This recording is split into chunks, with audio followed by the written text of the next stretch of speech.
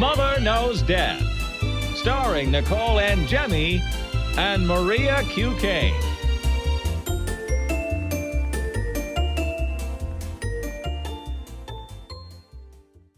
Hi, everyone. Welcome to Mother Knows Death. We have so many stories to cover today, some heavier ones that we didn't have with my mom on yesterday's episode because she might not be able to handle some of this content.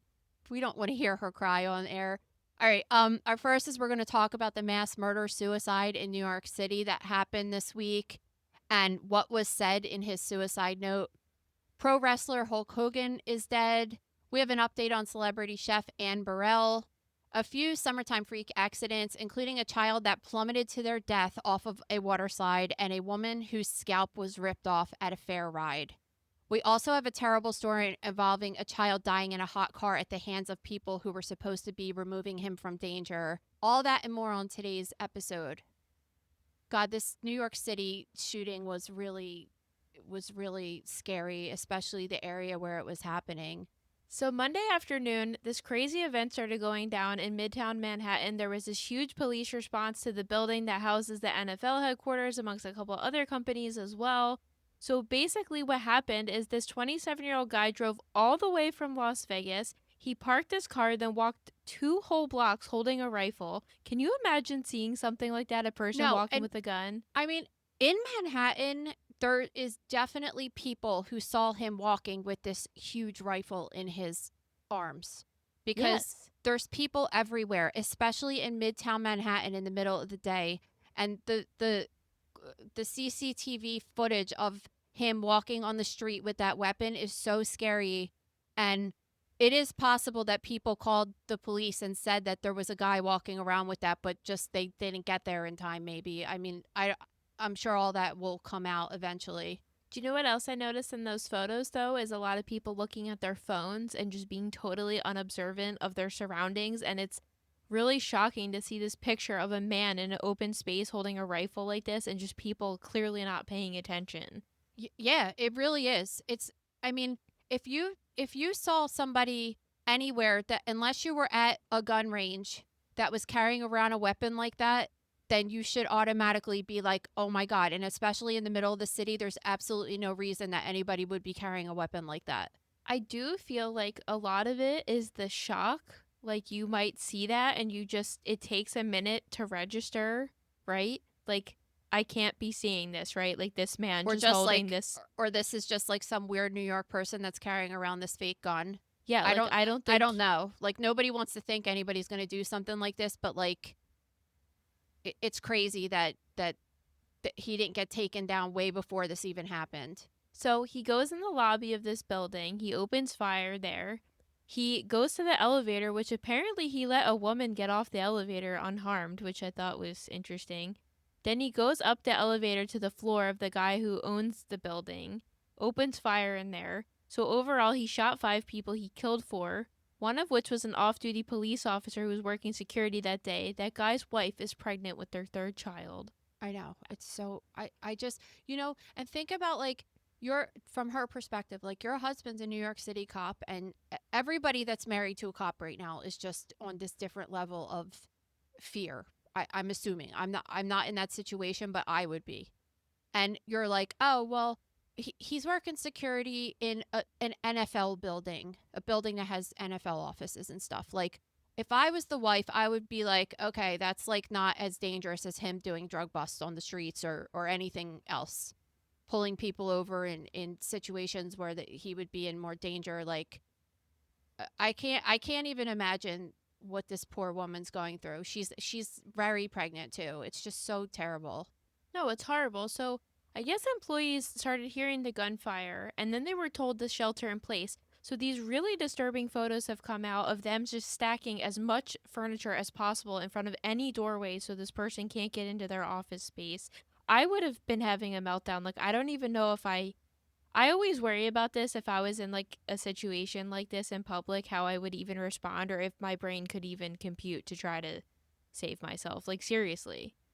I feel like I'd be in such shock. It's awesome that they all got together and realized what was happening. I mean, it's it's very unexpected. Like if you work in a political office, you might be more inclined to expect some kind of violence in a situation like that. Like when you work at NFL, like you're working for a football organization, I just would think that like you would never, that wouldn't be on your radar that somebody would ever be coming in and shooting. Like why does anybody have anything against football? Like most people are happy when they think about football. I don't know, it's just like a very unusual place for something like that to occur. But I Well, guess like how we're living right now is you just have to have your eyes open at all times, no matter the most benign thing that you're doing.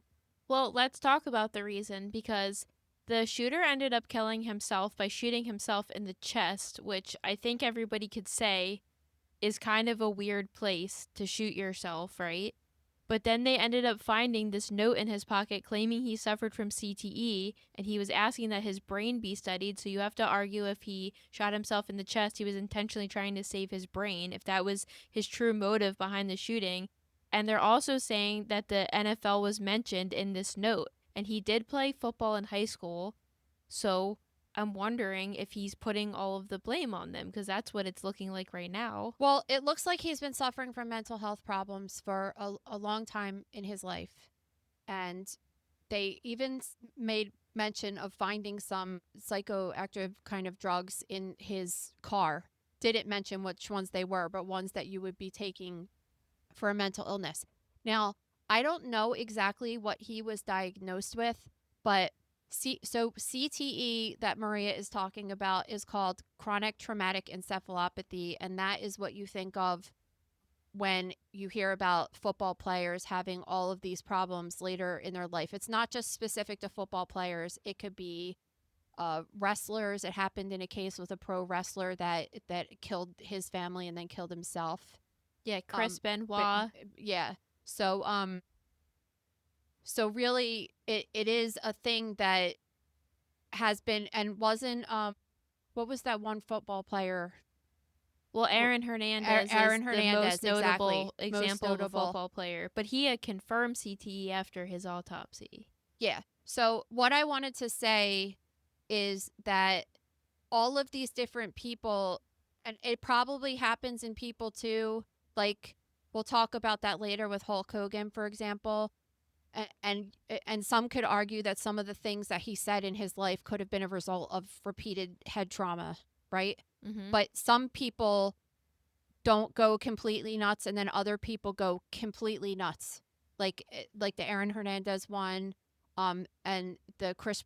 How do you say his last Chris name? Benoit. Benoit. It's definitely Isn't that not Benoit. so?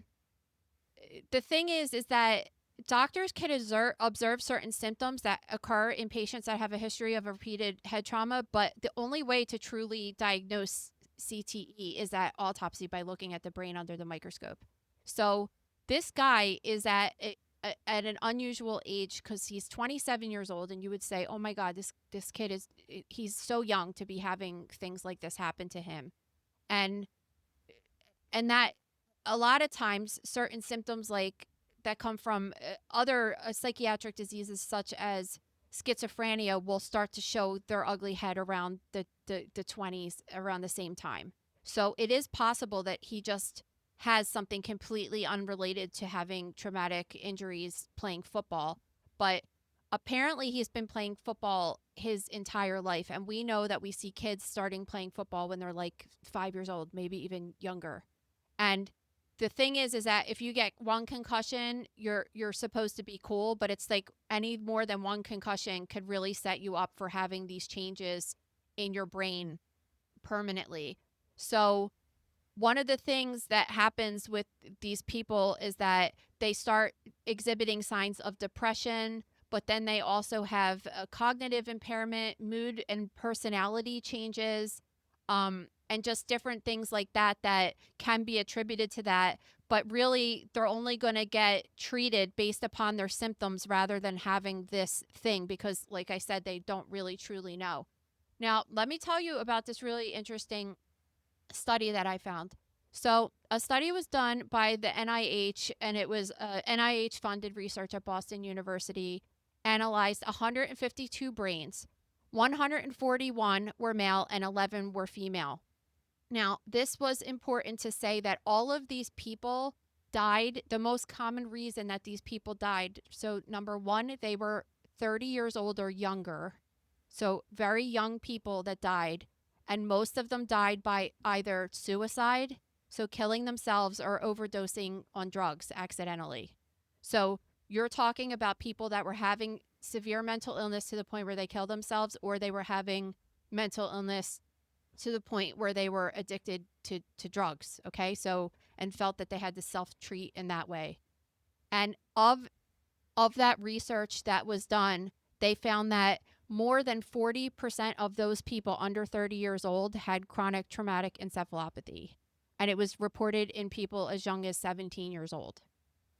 Like that's really shocking. Yeah, of course it is. Because if you think about everyone that you interact with in your life, so many people. Now, it's important to say that most of the people in this study were playing American, what you would call American football. Okay. But one was a female in the study that had a history of playing soccer. Okay. Well, yeah, so you're saying soccer too. I mean, this is a really big problem in the hockey world and wrestling, as we know too. I mean, these people are getting.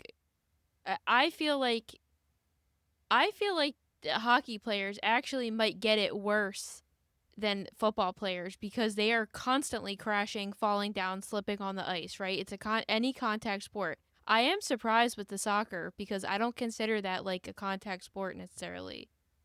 No, they fall hard. And and the thing is it's like you're considered to be at risk if you've fallen and hit in your head and had 2 traumatic brain injuries of concussion or greater. And I mean, it's clear. This is almost like a weird, I don't even want to compare this because it's kind of sick, but this is like a weird, like Luigi Mangione type killing where this guy is trying to like bring awareness to this particular brain issue that the NFL is just not taking seriously enough, like right to their offices. And Listen, it's just like, it's upsetting, but it's also something, you know how like when the Luigi Mangione thing happened, they all of a sudden were like taking it more seriously, the thing with the rejected claims and stuff. Like you almost think that this might bring like more change to this underlying condition for people to be like, this is real, and people are going nuts because of it.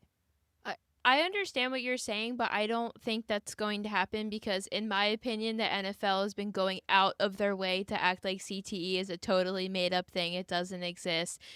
NHL also, in my opinion, is not really addressing it as much as they should be. To bring up your point, like about wrestling, I think we can all say Vince McMahon's an incredibly problematic person in many regards in life, right?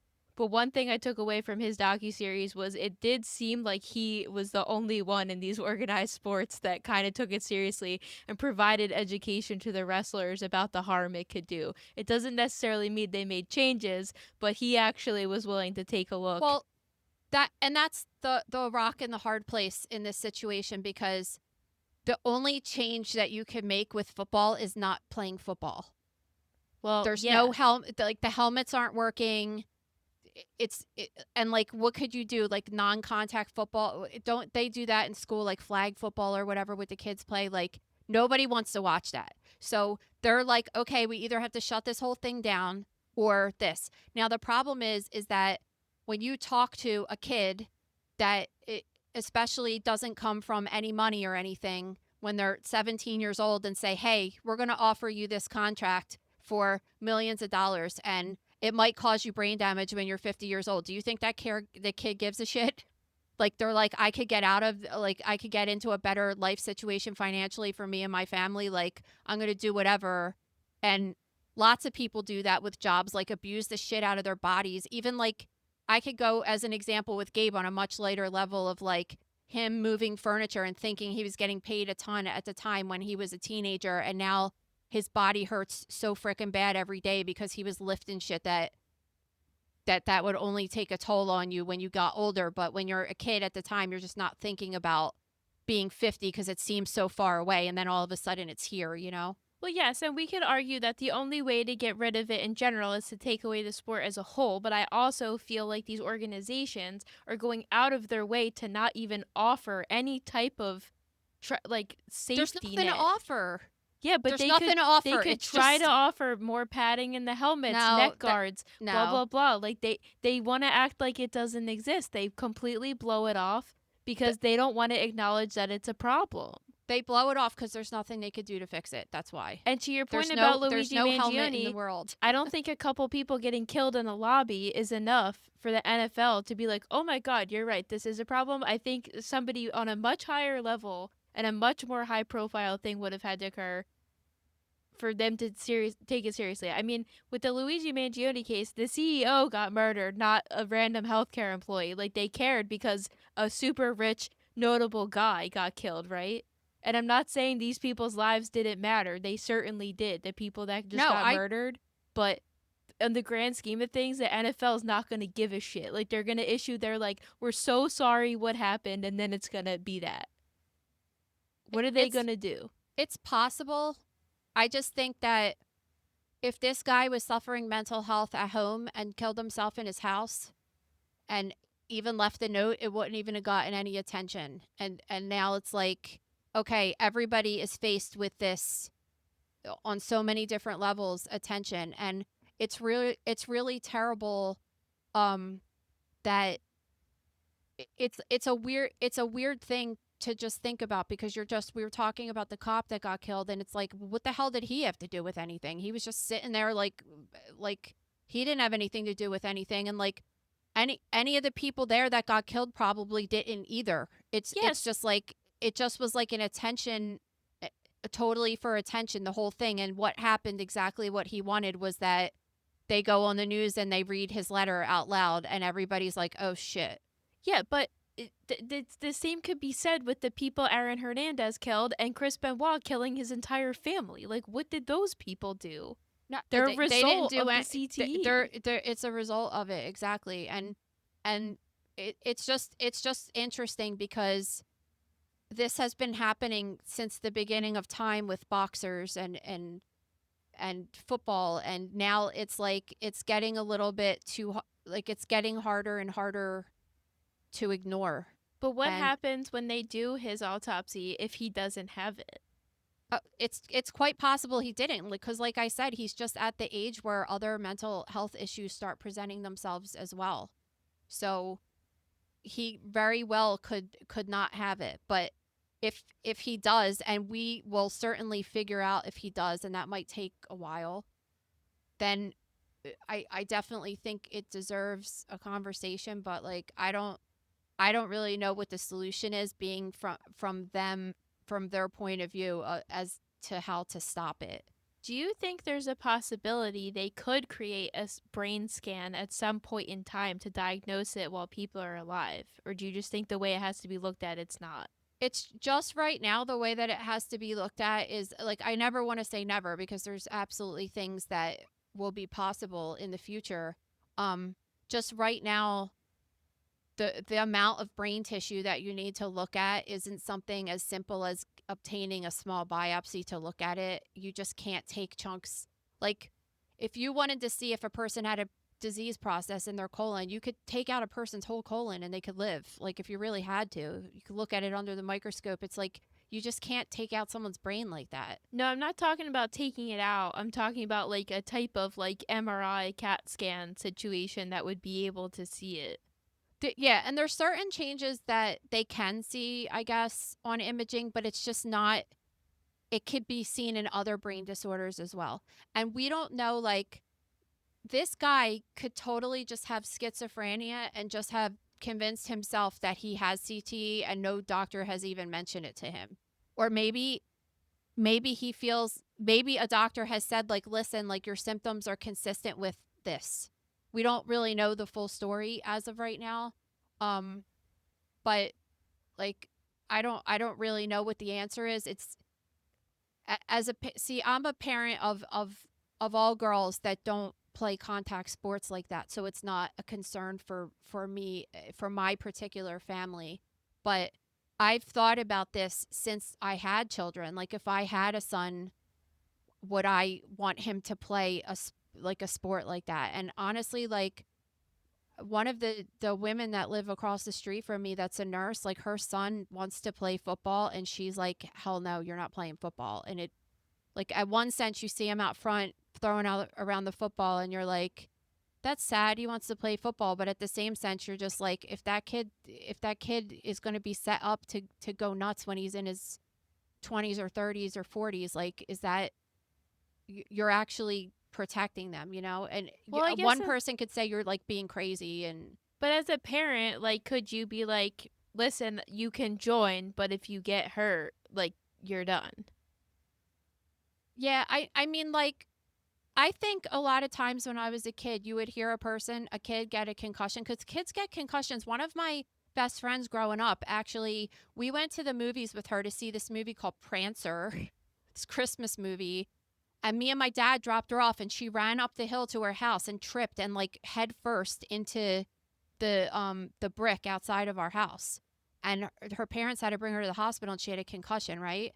Like, concussions happen, but to think that you only get this like, get out of jail free card twice in your life, you could easily get one in a car accident, like, or really once in your life, because then the second time it, like, sets you up for having some kind of disruption with your brain tissue and function.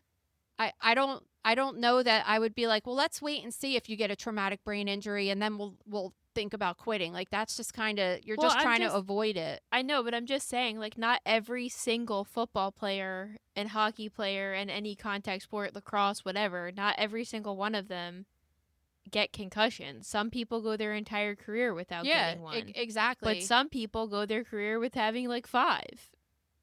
It's just like, just talking about this particular study that I'm talking about, especially with young people. And it really does make you wonder, because sometimes you have people in your life that might start acting unusual or being weird, and then it's something that you wouldn't even think of, like, oh, they used to play sports their whole life and had these head injuries and stuff. It's because it's like you could bring it back to people not acknowledging that we're just living in a society of alcoholics. Like, people just don't want to accept that that's the reason it's happening. They just refuse to believe it because they don't want their precious Sundays taken away. They don't want this thing they've loved for years going away.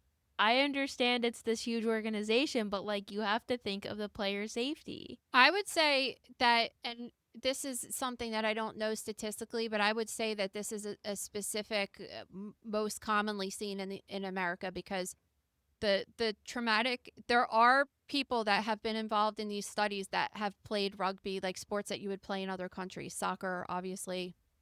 But it's specifically, for whatever reason, football players are getting the majority. Like, I know you said you think hockey. It's not hockey. It's like, it's barely even ever on the list. It's the primary thing is American football. Yeah. Like 75% of the injuries are due to that sport. So whatever it is, however, whatever angle they're hitting their head, or more prone to it or whatever, because the helmet offers kind of a false sense of security too. Yeah. And also you have issues with, when you're talking about like very competitive, like high school and college sports, if someone gets a mild concussion even, is that something they're reporting, or they're trying to like not put that guy out on IL and like push him through? Well, You know what I mean? Like, that could happen too. And even a mild concussion is a brain injury. So like, it's just something to think about. Yeah, and then I think of the worst case situations where, remember that Miami Dolphins quarterback fell and his like fingers were turning and all those that was terrible. That was horrible to see. I mean, we look at some pretty horrific pictures every day, and that was something that bothered me, and I'll never forget it. I can't even fathom it. All right, so since we're on this subject, let's talk about Hulk Hogan, because I know that there's been a lot of controversy with him over the years because of certain things that he said, for sure, which were like not cool and totally inappropriate.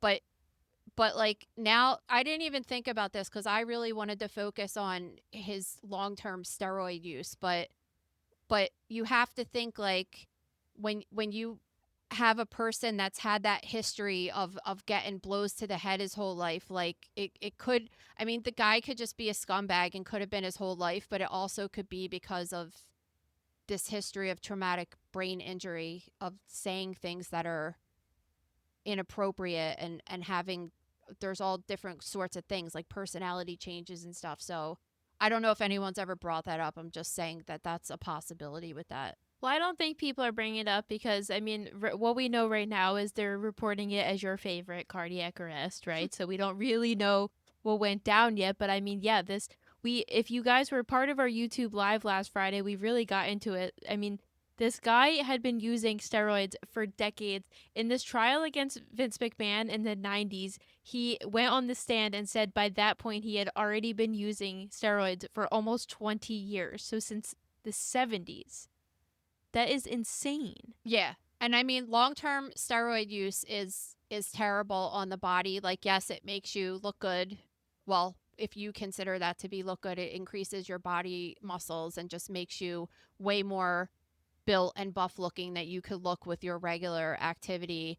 But it's been linked to heart attacks, heart failure, arrhythmia, cardiomyopathy, and using it long-term like that only weakened his heart over time, right? So that, and they're saying he had cardiac arrest, and like, you know, that pisses me off because obviously everybody dies when their heart stops. So like his heart stopped, that's what cardiac arrest means. But he was apparently having some kind of health problems with it, and then he had this addiction. So because of all the injuries from, now you have to think like this guy had over 25 surgeries because of the injuries he got as a wrestler. Okay. He wrestled also, side note, till he was 59 years old. Yeah. But so think about this, like 25 surgeries on broken bones, shoulders, replacements, this and that. He was hitting his head a lot too. It just wasn't like, oh, he had 25 surgeries to replace his joints and his bones, but like his head was totally unaffected. Like, trust me, his head was banged several times. And after that, he got an addiction to painkillers because of the procedures he was getting done. And so honestly, like, again, it was just kind of the same as with Ozzy Osbourne. Like, I'm not surprised. Like, this isn't really shocking to me when a person abuses their body their whole life, that they die at a fairly younger age. I was actually saying this on the YouTube live, though. I couldn't believe that he was only, what was he, 71. He was 71 years old. Because when I think of Hulk Hogan, because I don't follow wrestling at all, but when I was a kid in the 80s, there were these like Saturday morning cartoons and like WWE wrestling, and then there was like a girls one called Glow, Gorgeous Ladies of Wrestling, right? And it was like this was before there was phones and iPads and stuff. So like we did that on Saturdays when we woke up, we watched these shows. That's how I think of Hulk Hogan, with like Andre the Giant and Captain Lou Albano and all these people, right? And when I think of him visually, I think like, okay, he was like a 50-year-old dude in my mind. And when you look at pictures of him, he looks like a 50-year-old dude. He was like, in 1985, he was 31. He was your age in 1985. He just looks rough. So for me to think that he's only 7, like I thought he was going to be like 90. I just thought he was so much older than he was all the time. But, you know, people could get that look when they abuse their bodies for such a long time too. Listen, Terry's just looked the same age his entire life. What do you want? I highly encourage everybody watch the Mr. McMahon docuseries on Netflix. I think it's a really great look into the WWE and wrestling as a whole. I actually kind of wish we did this story with Mom yesterday, because I remember like being a little kid and all of us just sitting in the family room. It was on in the 90s. It was totally inappropriate for me to be watching, but whatever. It was like a nice family bonding. I thought your time period was more like The Rock and stuff. Well, it was transitioning into that, but like when you watch this docuseries and they're showing you the WWE in the 90s and like how sexual it was and how it absolutely insane, everybody's like roided out of their minds. It actually is unbelievable that this period in television happened. It's kind of crazy. So in the gross room this week, I think we're going to do the high profile death dissection or the celebrity death dissection on him this week On Hulk on Hulk Hogan. Hogan. Just because, I mean, like obviously so many people die from cardiac arrest, right? So that's not the interesting part of the story, but the interesting part of the story, I always try to whenever we're writing these up, pick like a certain thing that is different from other deaths. And in this case, I really want to focus on the long-term effects of steroid use and like what that looks like on the body, from the skin to guys having itty bitty testicles to everything else that goes along with it, the roid rage, all that stuff. So I think that'll be really interesting to talk about next week.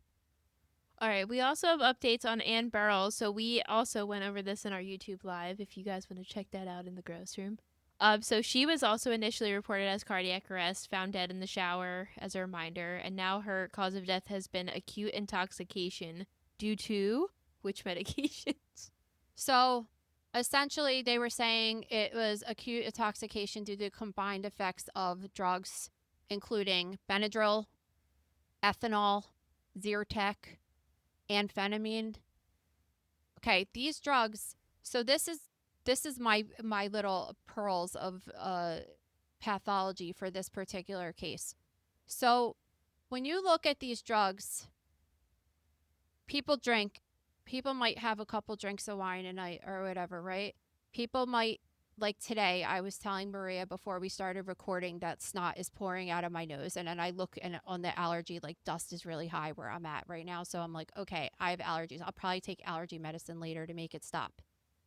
So she had Benadryl in her system and Zyrtec, which is like, most people know you shouldn't take those together, but like people do, right? Mhm. Especially if you're having like really, really bad allergies, people do. I mean, I've definitely done it before. And exactly, like I've done it before too. And she had ethanol in her system. So like it could be like, again, people don't realize that certain medications you shouldn't drink on. And then she had Adderall or amphetamine, which could be like Adderall, which is a pill that she could take every day. So in theory, like this could be an accidental overdose of just people taking prescription. Let's say you wake up in the morning, you take your Adderall, right?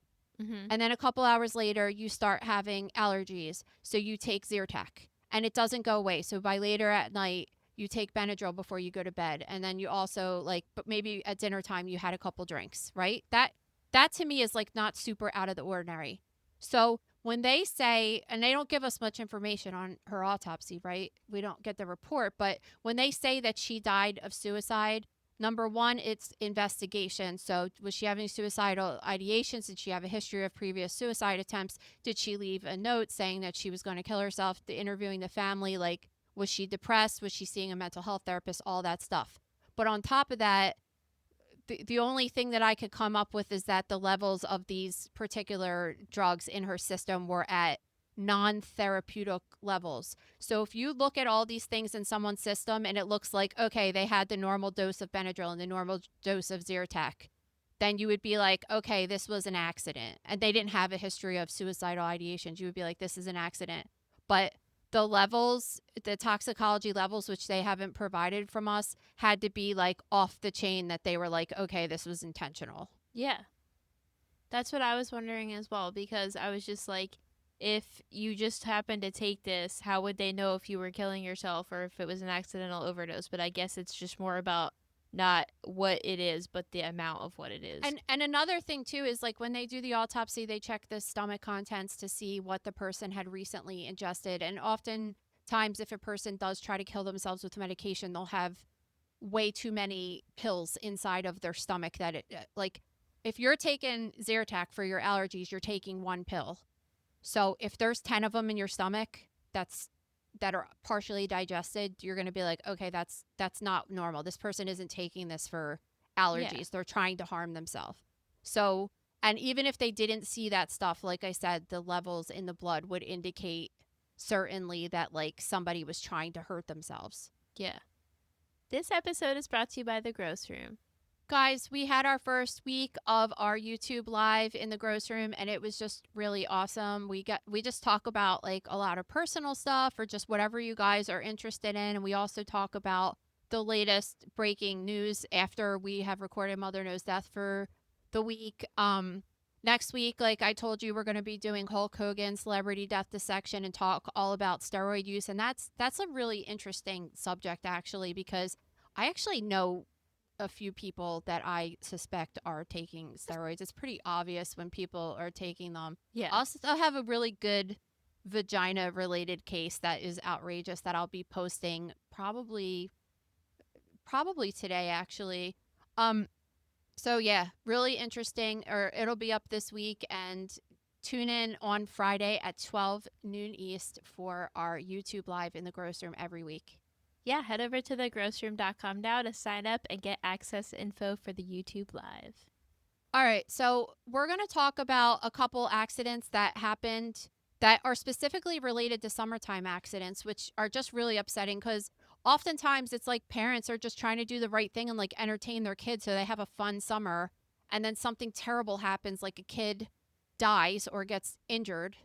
We're not even really formally talking about this on this episode because there are unfortunately so many drownings that happen every single day, but this one happened close to us at Hershey Park, which is kind of crazy because that was their first reported death ever at Hershey Park. Really? And yes. Wow. Which is, yeah, and that's a lot. And Hershey Park, I don't know is Hershey Park like big all over the world, or like it just, do people like actually go there on vacation, or it's just people local here that like drive there? I don't really know how it works. I really don't know. I mean, I would be surprised if people like traveled from really far to go there. I just think of it as like we go there because we live not too far, or if you're like passing through the area, you would go there. Yeah, I'm not really sure about that, but anyway, the thing, like, there was stuff going around the news that the kid had a previous medical incident, some kind of maybe like a seizure, or was having some kind of underlying health condition which caused the kid to drown, but the medical examiner did do the autopsy and ruled that it was an accidental drowning it was an accident due to drowning. So no underlying health condition was seen in that child. So it was strictly a freak accident. And now this next case, while it didn't happen in America, it's actually, I looked at the case and I was just like, this is kind of weird that they let this happen anyway. It seemed to me like it was like, well, in the 80s, they for sure let me go down on my dad's lap on a water slide like that, but I don't know if they do stuff like that anymore. I didn't think that was unusual at all. I feel like they always have kids that are under a certain size held by the parents. No, not as far as anything that I've brought the kids on their life. Even when we were on the cruise, Rexy couldn't go on a certain one because he didn't weigh enough. Even with Gabe, he wasn't allowed to go on. Yeah. And that's my nephew. They just were like, he doesn't weigh enough, and he's 50 pounds. Yeah. So think about that. And all the other ones that we've gone on have been like this double inner tube connected thing where like the parent has to go in a certain spot and the kid has to go in a certain spot. And a lot of times we go to places where they weigh us and they'll say like they want, one kid to go with, like, the lightest kid to go with the heaviest parent. Well, I guess with water slides, it makes more sense to just not allow the kid at all, but I was more so speaking to like regular rides. I mean, definitely when the kids were younger, I remember going on certain things. I guess it's changed. I was thinking of going on Space Mountain, and you used to hold the kid right in front of you, but now they all have individual seats, which I feel like made me more anxious when I went on with Lillian, because I was like so scared she was just gonna slip right out of the seat. Yeah, and the thing is though, like, I have a picture somewhere in my house of me and my dad going down a water slide in the 80s, and like I'm like sitting on his lap or in between his legs or something. Like, that shit would not go down now because of situations like this. So why don't you? Yeah, so this one's out of Croatia. So a father was holding his toddler, and they went down a water slide at the park, and suddenly she fell from his arms about 11.5 feet onto a concrete surface to her death. So this, like when you talk about it, it doesn't make sense today with like all the accidents and new regulations and stuff, especially when you're introducing water into the mix. and a baby, which is, I mean, this kid's, they're saying it's a toddler, but it was a 21-month-old, so not even, or 21-month old, so not even a 2-year-old, right? This kid must be so light. And then you add Yeah, and you force can't. and water Yeah, and you can't expect someone to hold on to a person under a condition like that. It's yes, it's wet, it's slippery. You're getting like one of the water slides I went on at that horrible Great Wolf Lodge place, like waterboarded me in the face. Like I couldn't even see it, like blinded me. It like went in my ear and my eyes, and I was like, I literally didn't experience the whole ride because it shot in my face so bad. Like if I was trying to hold a kid at that time, it just wouldn't even be possible. So another thing when you see this particular water slide where it happened is that that particular spot, obviously, because you know a lot of the water slides now are covered like a tube, mm-hmm. and this was like a half pipe. So all you got to do is like turn on the wrong angle and let go of the kid. It's just like this is why it doesn't make sense. Even like let's pretend the kid didn't fall over the edge. They were still disconnected from each other. The dad goes down the slide way before the kid, and then all of a sudden that kid comes out like a projectile and hits the dad in the face. Like it's dangerous to like have two people. I think that's why they're more inclined to put two people on a float because their bodies are still separated from one another kind of as and I'm sure there's incidents that happen all the time, but nothing like this. And I feel terrible from the article because apparently like they were trying to question the dad and he was just like, why are you even talking to me right now? My daughter's dying. Right? Yeah. Like why would you try to be interviewing someone asking them what happened or how they feel? And of course he's going to feel terrible guilt about it. Well, you can argue on last episode, why is everybody whipping out their phone to take a picture of a person falling over the edge of a pool when they should be running and getting help for this person? It's just like the society we live in. It's horrible. But I don't know. You guys are always making fun of me for not wanting to go to water parks, and it seems like you've never had a good time at one. So I don't know why I'm always getting made fun of. I would have a blast at them if there were actually no people there, but That is unrealistic. Come on. Okay, so this next incident happened in England. So a teen was on a ride at a local fair, and a witness said she fell onto the moving floor. Her hair got caught in the rollers, causing 3/4 of her scalp to be ripped off. it sounds like by the description that it was one of these like fun houses, you know? Yeah, that's what I was thinking too. Because we have one down the shore, which I mean, it's permanently an attraction at the shore, but it's definitely like a carnival ride. Like it probably could travel easily. And it's like all rollers on the floor. So I actually have a video of Gabe doing it. I'll post on my Instagram later of going on this roller floor. And this is something I wouldn't even think of because when you do go on roller coasters and stuff, you always should have your hair tied back. I have a story in the gross room from years ago, actually, of a girl who was on a Ferris wheel and her hair got caught in like the gear where the cart attaches to the Ferris wheel and ripped her scalp off too. Okay, well, I was going to bring this point up too because I feel like I very, very rarely wear my hair back. I always have it down. So I feel like whenever we're at a park or something, I don't see that on the signs. Like, you know, they have all the signs like make sure this, but yeah, blah, blah, blah, blah. It is interesting. I don't recall seeing it either. I mean, I'm sure maybe some parks have it somewhere and we've just never seen it, but I don't ever recall them being like, make sure your hair. I actually don't think a ponytail is a good idea. Like, you should have it in a tight bun against your head because a ponytail could also get ripped, you know? Yeah, I mean, I think your hair is pretty short. I feel like the one that I was talking about on the Ferris wheel, it was a girl from India, I believe, and she had that really long, like, awesome black hair that like went down to her waist, like extra long hair, you know? They're obviously the longer hair you have, the more at risk you are, but the hair in general is a risk for women. I have a video in the gross room too of a woman that was working at, I don't know if it was like the milkshake or the McFlurry machine at a McDonald's, but her hair got caught in the machine and like pulled her head like against the machine. Yeah. So not only is a hairnet safe for just so, you know, you don't have like your hair falling in people's food, but it's also safe for yourself. And a lot of women don't really realize that. But I, of course, I'm like just so crazy with everything that I'm always like, make sure your hair is tied back. And but on the fun house, I wouldn't even think of that, you Well, it's know? kind of like such a benign ride that it like I wouldn't even consider it a ride. It's like a walk through Yeah, that's attraction, like right? my favorite ride because there's no ride to it. Because It's fun, but not like doesn't make you want to throw up. they kept saying, and I mean, of course, we're assuming that's what this is too. And they keep saying, oh, the ride was tested regularly. It doesn't matter if the ride was tested regularly and operating correctly. I mean, this was just purely a freak accident.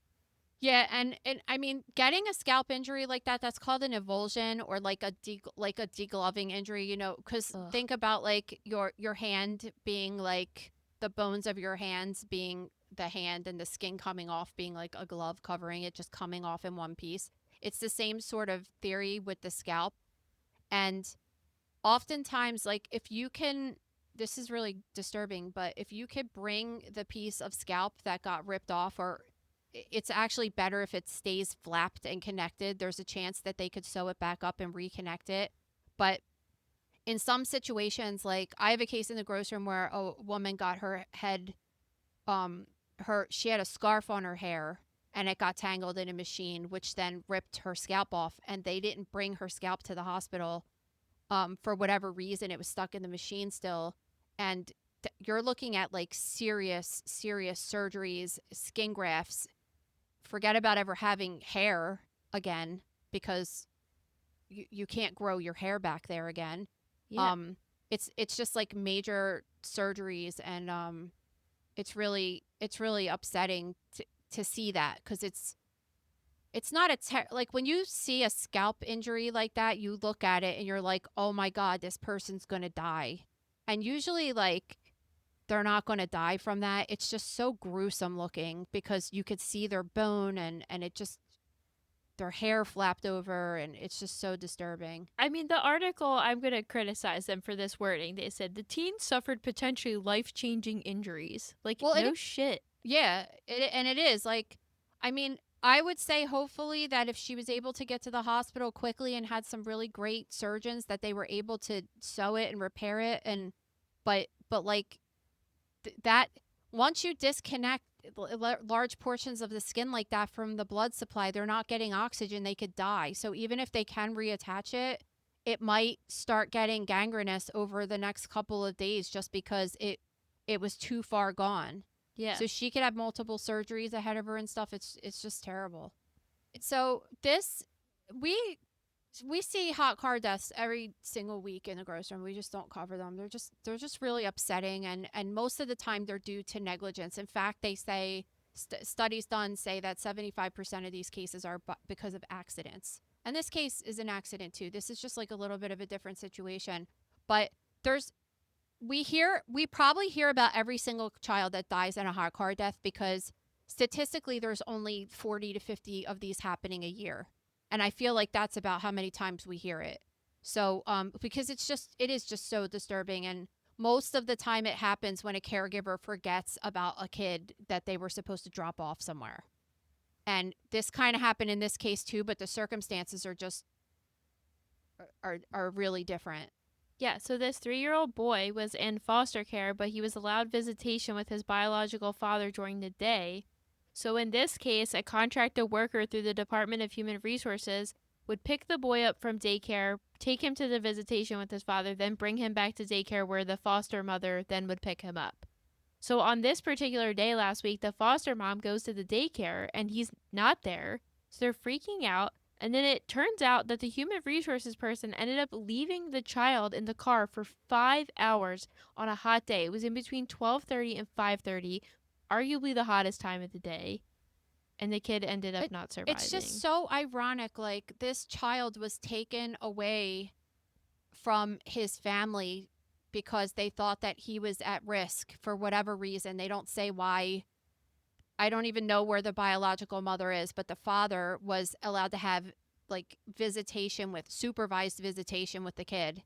They took him away and put him in foster care. So it must have been kind of bad if they did all that. And then only for the kid to die on the watch of the people that were supposed to be protecting him. Dude, I was just thinking, like, yesterday when I left your house and I got in my car, it said it was 112 degrees in my car. Oh, yeah. And this happened in Alabama, in the South. It's probably way hotter down there than it is up here. So I have a case in the gross room of a hot car death, and it was a very good write-up because we rarely see case reports of this. And I was saying in the post, actually, that the photographs are in black and white, and sometimes some journals do that because it's so like heart-wrenching and upsetting that like the pictures being colorized are just too much to even publish. Like it's that bad, right? And in this particular case that I wrote up in the gross room, this was a child. It was the same thing. Like the dad was supposed to drop the child off at school, went to work a full day, and then only to approach the car after a full day of work, saw the kid in the car. And that's when it was like, oh shit, I never dropped off the kid. And this is a story that we hear all the time. And at the autopsy, they saw second and third degree thermal burns because the car was registered up to 160 degrees Fahrenheit. Jesus. I know. It's so, oh my God, it's just so sad to think about, like, and this kid is like, you hear about it with babies, but then when you hear about it with like a 3-year-old kid that's kind of a little bit more aware, like thinking about them tugging on their like thing, trying to get out and not being able to get out. And oh my God, it's just, it's just like, it's just so terrible. And like, you know, obviously like this kid's dad, whatever happened, the dad still wanted to be in the kid's life, and he was trying to be in the kid's life. And just, could you imagine them taking your kid away and then being like, thanks, like you killed my kid? Like, I don't know. It's just, and another thing is too, is that I know that a lot of different daycares, like for example, when the kids were in daycare, when I was working at the hospital full time, if I didn't show up one day, they would just call and be like, oh, is so, like, you were supposed to call if you weren't coming one day. And if we didn't show up or we were late, they would call and be like, oh, just checking to see if so-and-so's coming today. Well, we don't know what happened, but I just think this is like probably kind of an unusual situation where the kid's taken out midday and then brought back. It's unusual, but like, is that, if that's what happens all the time, wouldn't they be like, the kid never came back? They know what's happening. Yeah. Well, that's what I'm saying. Like, yes, they should, but because maybe it was the only kid that did this, it's like what you say, like, in most of these cases, it's people breaking routine, right? I mean, this situation might have been, so to speak, a breaking of the normal routine. Like, kids don't typically leave midday and come back. They're typically picked up. I just think that when they do the investigation, the daycare center is going to have a little bit of involvement with it. It's just, like, if you know a child is leaving to go have this supervised visitation that they were having all the time and then getting brought back and they never come back, and then like the foster mom shows up and they're like, oh, the kid's not here. It's just like, well, they should have some accountability too, as to find out where the kid is, because the kid's already in a situation. Like, how do they know that something didn't happen? Like the dad didn't take the kid or something bad happened. Well, they don't, because it's a situation of supervised visitation and stuff. There's just a lot of scenarios that could have gone down. Like, was it the same person that picked up the kid every time? Were they trying to contact the person and whatever? You just don't know. But the person has reportedly been fired, so I'm interested to see what the investigation's going to turn up. All right, guys, on that note, you could see us at CrimeCon in Denver this September from the 5th to the 7th. The schedule, I think, is set to come out next week, so I'm really excited to see it. We just got informed of our times, but we're going to keep that to ourselves until they release the official schedule. But we're really excited to see you guys there. If you have a review for us, please head over to Apple or Spotify and leave it there. Nice ones would be much appreciated. And if you could subscribe to our YouTube channel, that would be awesome. And please don't forget to send any stories you have for us to stories@motherknowsdeath.com. See you guys. Thank you for listening to Mother Knows Death. As a reminder, my training is as a pathologist assistant. I have a master's level education and specialize in anatomy and pathology education. I am not a doctor, and I have not diagnosed or treated anyone, dead or alive, without the assistance of a licensed medical doctor.